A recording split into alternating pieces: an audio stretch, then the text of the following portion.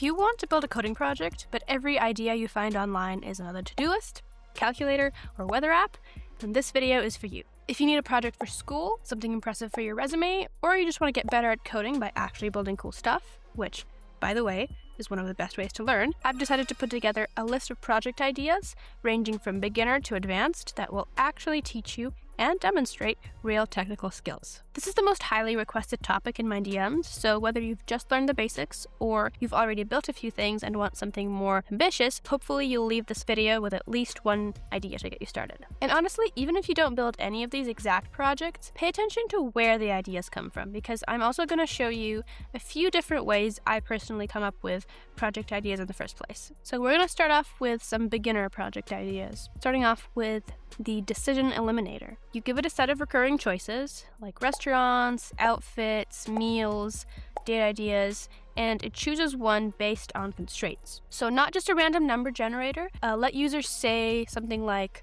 no Italian food, under $20, haven't picked this in the last 30 days, and then have it choose it based on those constraints. So what you'll learn from a project like this is conditionals, filtering, persistence, and some basic UI, depending on how you implement this. And for a stretch goal, you could even try implementing weighted recommendations based on past choices. The second idea is a personal media wrapped. So think Spotify Wrapped, but for any personal data of choice. So you could export something like, your Spotify listening history, or Letterboxd to export maybe Goodreads data, even maybe Steam history, and then generate a personalized yearly or monthly Wrapped. So from a project like this, you would learn file parsing, data structures, visualization. To make this better, you could even try finding some weird stats like your most chaotic week. You could try doing streaks, finding correlations, maybe even making some shareable cards. This is a much better beginner data project than make a dashboard with some random Kaggle dataset, because you actually care about the output personally. The next idea is an internet rabbit hole visualizer. So you would enter a topic like, why do cats purr? Roman concrete, mechanical keyboards, and the app generates an interactive map of related searches and subtopics. You would be able to click one node and then it would branch out. You could click another node and it branches out again. So with this, you would learn APIs, JSON parsing, trees and graphs, and of course front-end visualization. For a stretch, you could even try having the ability to save rabbit holes and maybe calculate how far you've wandered from the original topic. And actually, a project like this brings up an interesting problem. You need a way to programmatically get all of that search data, and you could try scraping it all yourself, but then you're dealing with things like captchas, proxies, page layouts changing while you're trying to scrape them, which is why a SERP API exists, and I want to thank them for sponsoring today's video. Using real, live data from the web is one of the best ways to make your project stand out, and SERP API provides clean, structured search result data from Google, YouTube, and more. Their Google Search API can return structured search result data,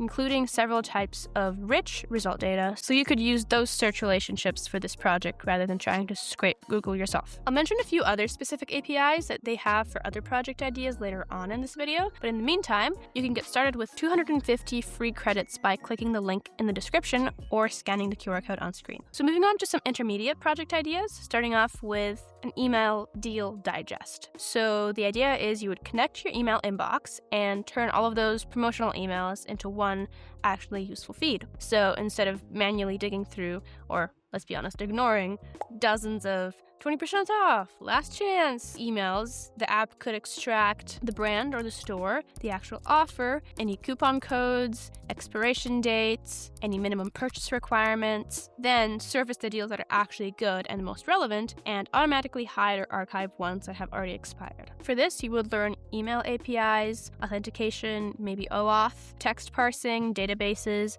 scheduled processing even. And for a stretch goal, you could even turn this into an AI shopping assistant. So you could tell it something like, I need a pair of new running shoes under $120, or I want to buy my sister a birthday gift, and have it search through all the deals currently sitting in your inbox and recommend which ones could be useful. This is a great project because it takes a messy, real-world source of unstructured data and transforms it into something much more digestible. It's also the kind of tool someone could use every day. Like, honestly, I would make this and use this for myself if I I had the time. Next up is a what changed tracker. So the idea is you pick something you care about and periodically snapshot its search results. So for example, what companies rank for Learn Python? Or what products appear when you search best beginner mechanical keyboard? Or what news stories dominate searches about AI? Or what competitors are appearing for your product category, whatever it is. Then you would visualize what entered, disappeared, or moved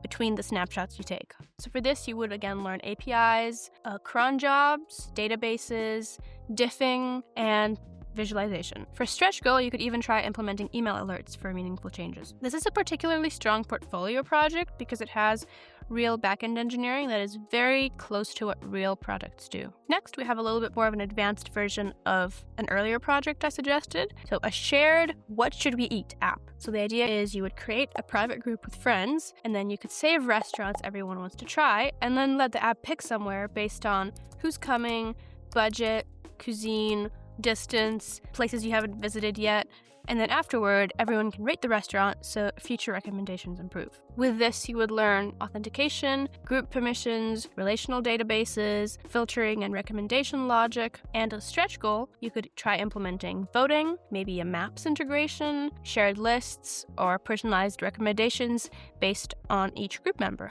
And then a bonus idea to build on top of the last one, another slightly different version of this app would be a full group trip decision board. So everyone adds potential flights, accommodations, restaurants, activities, and group members can vote, comment, compare options side by side. So instead of trip planning happening across 400 text messages, everything lives in one organized workspace. With this, you would learn collaborative data models, authentication, voting systems, real-time updates. As a stretch goal, you could try implementing budgets also, maybe some itinerary generation, calendar export, or maybe an automatic calculation of cost per person. And finally, we have the advanced ideas. First up is a claim research assistant. So you would paste a claim like remote work makes developers more productive. And then the system would search scholarly sources and the broader web and build out what evidence supports it, what evidence contradicts it, link original studies, layer papers citing those studies, and crucially, don't make it decide what's true, make it help the user investigate and find sources. With this, you would learn search APIs, information retrieval with LLMs, citation graphs, lots of work with modern AI agent architecture. The stretch goal, you could even include scoring the quality of the sources and decomposing claims. So SERP API actually has a dedicated Google Scholar API that would work really well for this project. Now, the final idea is one I pulled from my personal vault of project ideas I'd love to build if I had the time. And it is to build a simpler alternative to tools like Frame.io that focuses on just one thing, to give clear, precise feedback on video edits. So users should be able to upload a video, share a review link, and then leave comments tied to exact timestamps. Feedback could include attached reference files or annotations drawn directly on a specific video frame. With this, you would learn about handling large file uploads, cloud storage, video playback, authentication, timestamp synchronization, database relationships, and file handling. As its stretch goal, you could try implementing version comparison between edits, real-time collaborative commenting, notifications, client workspaces, and maybe even integrations with editing software. I really like this project because it follows a principle you hear from a lot of startup founders of taking a large, feature-heavy product and identifying one feature people actually need, and then recreating that experience as simply and efficiently as possible. So if you're interested in exploring more the direction of entrepreneurship and starting your own startup, something like this could be a great place to start. So if you've been waiting for the perfect project idea before you start building, this is your sign to stop waiting. Pick one idea, make the smallest version you possibly can, and let it be ugly, let it be incomplete, just get it working. And if you're building one of these, or if this video gave you a completely different idea, tell me what it is in the comments. I would love to see what you guys make. And if you want more videos about coding, building projects, and turning random ideas into actual products, feel free to subscribe. I'm a computer science student sharing my journey here on this channel. And now seriously, close YouTube and go build something.